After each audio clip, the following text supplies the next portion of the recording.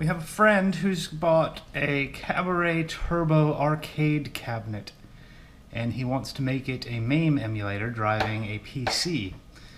I volunteered to do the controls to keep them as original as possible, and about a year ago, maybe two, I configured the steering wheel using an original steering wheel and the original steering wheel encoder on new controls, talking to a mouse or half of a mouse driver. So the first thing I did was find the original schematics for the Turbo arcade cabinet. And I have all the schematics. It's like 20 pages long. Some of them are hand-drawn, which is absolutely amazing.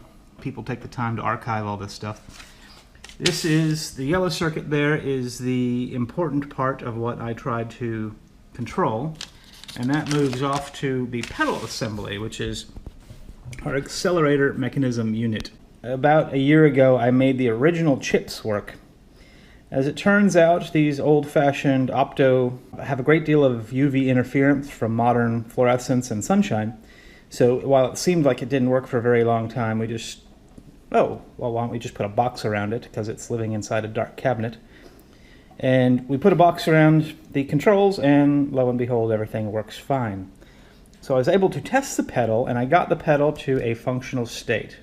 It's been in a pop ice box for, I don't know, 2 years maybe-ish.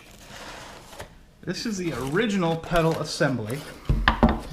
Let's find some more light. This is the original pedal assembly from the Turbo arcade cabinet.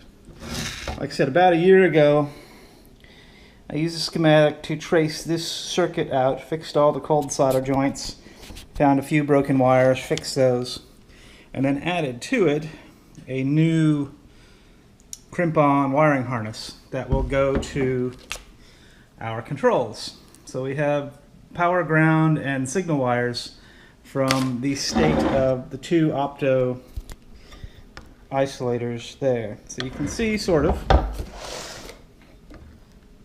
the way it works is there's a steel gate that has 2 sets of controls and 3 states of gate driven by a spring.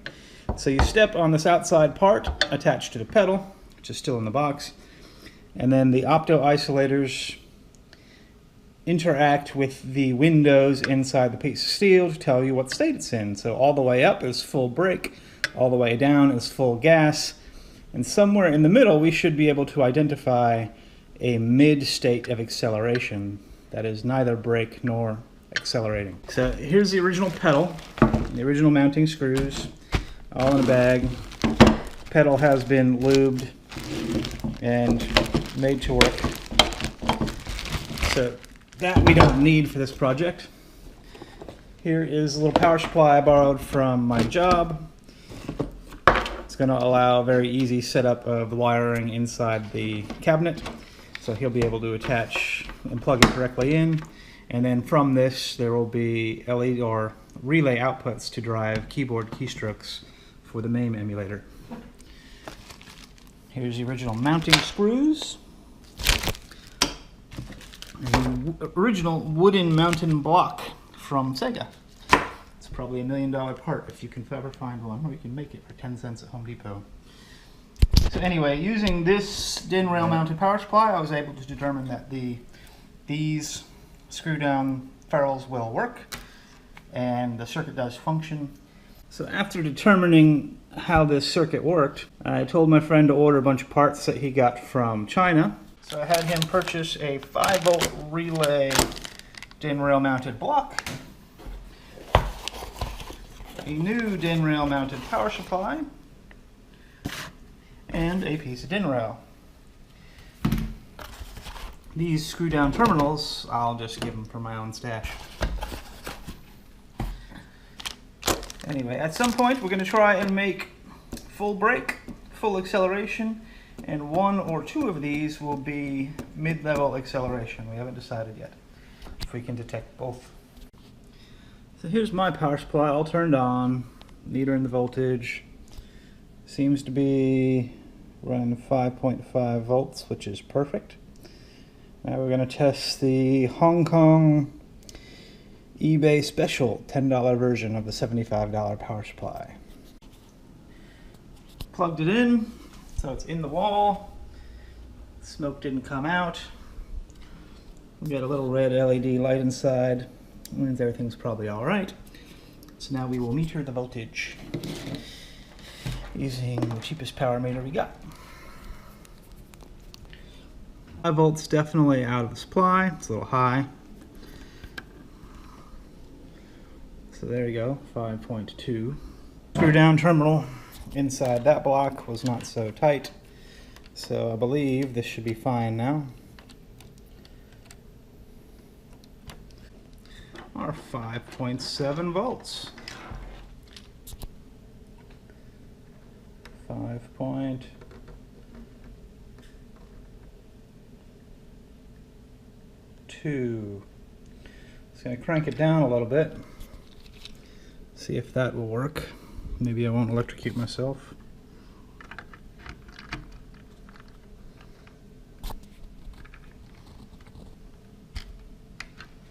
There we are. It's like 5.10. That's as low as I can get it. That screw terminal down there drops like 1 volt for every, I don't know, 1/60th of a turn of the screw. It's like almost no resolution whatsoever. So we're going to try this. So now we need to hook up the voltage, the ground, and the signals in the ground to these wires. And we should hear these relays click. Hi guys, I'm starting to wire this up. There's no real trick to any of this. It's just always use the proper tool. This is an electrical connecting screwdriver for little screw terminals. It fits the hole exactly right. And whenever you tighten anything down, you do a pull test on your wires. You always pull them to make sure they don't come out. If it doesn't come out, it's pretty easy just to connect them numbers to numbers. All the little labels down here say exactly where it's supposed to be. I'm using red for power and blue for ground. So here it is working. It's all powered on. That's the steady state of the pedal with its default electronics. The pedal's fully relaxed. When I engage the pedal a little bit, that is not a brake. So that's a brake signal. That is a low throttle signal. That is a high throttle signal. That is a full throttle signal. So we have a truth table of separate signals that identify each of the states, but we need to get it out into individual relays. So based on what you connect to this common here, and then these 4 relay stands, this is brake, part throttle, high throttle, full throttle, and then the commons.